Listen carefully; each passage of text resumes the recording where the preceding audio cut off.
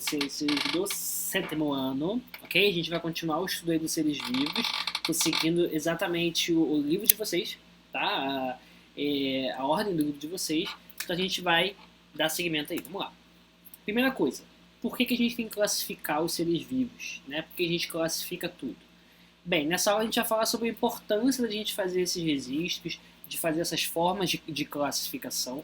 Isso é muito importante para os cientistas. A gente não pode, cada um, ter uma maneira diferente de chamar aquele ser vivo, cada um tem uma maneira diferente de classificar, de organizar. A gente precisa entender quais seres vivos são mais próximos, quais seres vivos estão mais distantes, o que isso tem a ver. Então é muito importante a gente classificar, tá? Deu fome. Ai, que é a hora do almoço. Ai, que delícia. Olha esse cardápio aqui. Você já sabe que esse cardápio não é meu. Que ali tem bife cebolado, eu não como bife, eu não como carne, sou vegetariano, graças a Deus, porque graças a Deus. Né? Então nesse cardápio eu tenho bife cebolado, molho de iogurte natural com cogumelos, deve ser horrível. Eu tenho arroz, feijão e farinha de mandioca. Eu tenho salada de alface, né? Você consegue perceber a variedade de espécies que tem? Né? Olha, eu tenho um bife que veio de algum animal. Eu tenho arroz, feijão, farinha de mandioca, que veio de alguma planta, né? Um produto de alguma planta ali. Eu tenho salada de alface, eu tenho molho de iogurte, que pode ser a base de bactérias. Eu tenho cogumelos. Então repare que eu tenho vários seres vivos ali presentes nesse meu cardápio, ok? Aí olha aqui, ó. Saboreando a ciência, então. Vamos reunir os seres vivos que a gente comentou. Por exemplo, eu tenho os fungos que estão presentes no molho de cogumelos. Eu tenho os vegetais presentes ali na salada de alface, no feijão, no arroz, na farinha, na cebola, no tomate. Os animais que estão presentes no bife, no meu não tem, graças a Deus. Né? E tem as bactérias presentes ali no iogurte. Então repara o quão diverso, né, de quantos seres vivos, estou falando de 4 tipos de seres vivos diferentes, a gente está falando, tá?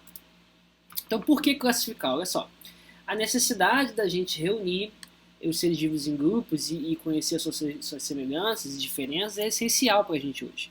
Né? A distinção informal, cada um fazendo o que quer dos seres vivos, acaba se perdendo no tempo e na história, ok? O ramo da biologia que vai estudar isso a gente chama de taxonomia, tá? Então esse conhecimento aí da biodiversidade ele vai ser fundamental para alcançar um dos grandes e maiores desafios da humanidade, que é para você preservar os ecossistemas e os seres vivos, certo? Os avanços aí na tecnologia e também a aquisição de novos equipamentos, novos conhecimentos, acabam possibilitando ajustes e mudanças quanto aos critérios de classificação, tá? Então a gente vai dar uma olhada aí em algumas regrinhas que a gente tem para isso.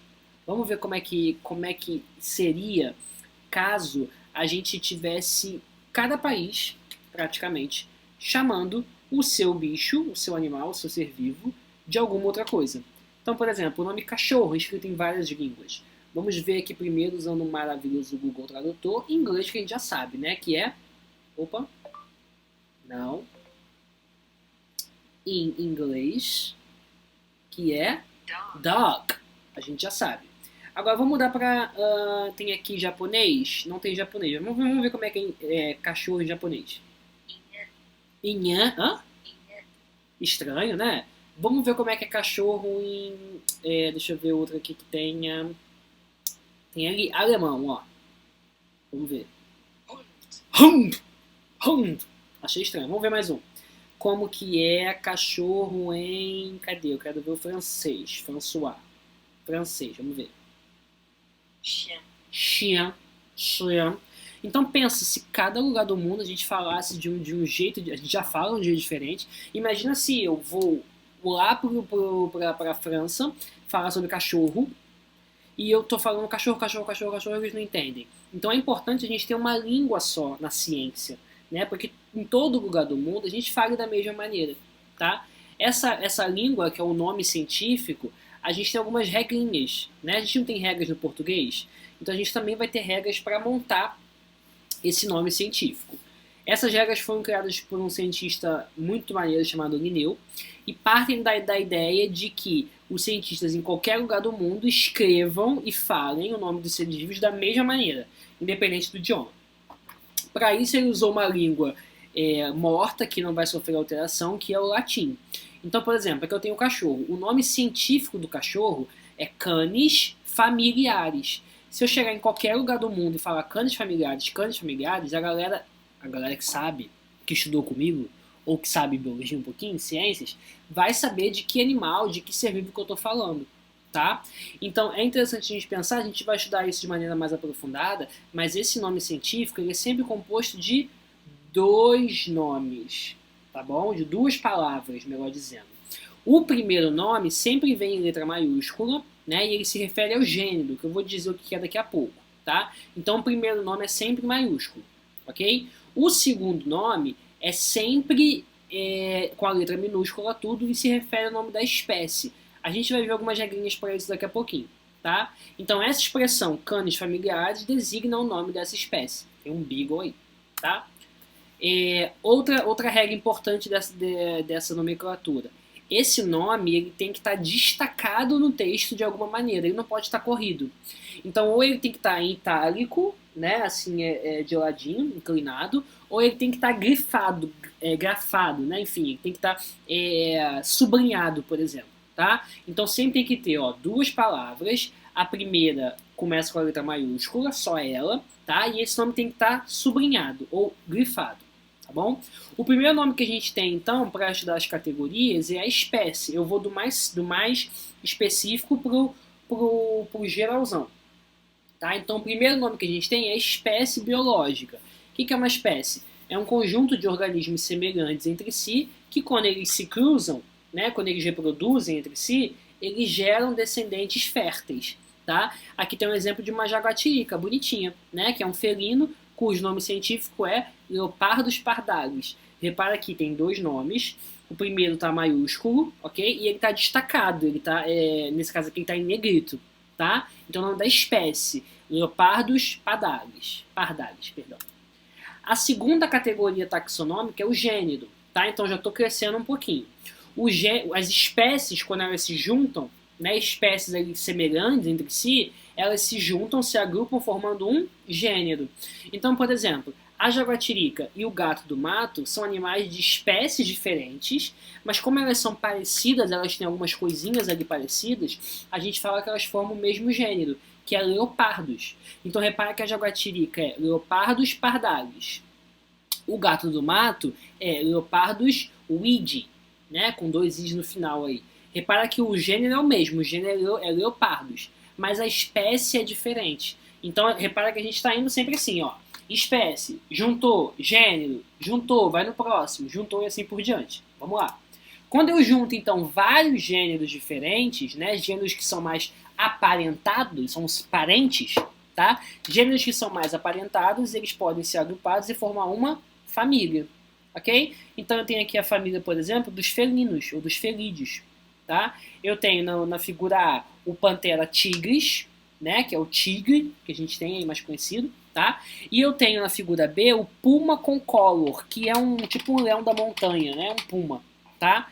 São animais de espécies e gêneros diferentes, mas que pertencem à mesma família dos felinos ou felide, tá? Então eu juntei vários gêneros em uma família. Agora eu vou juntar várias famílias. Quando eu junto várias famílias, eu tenho uma ordem.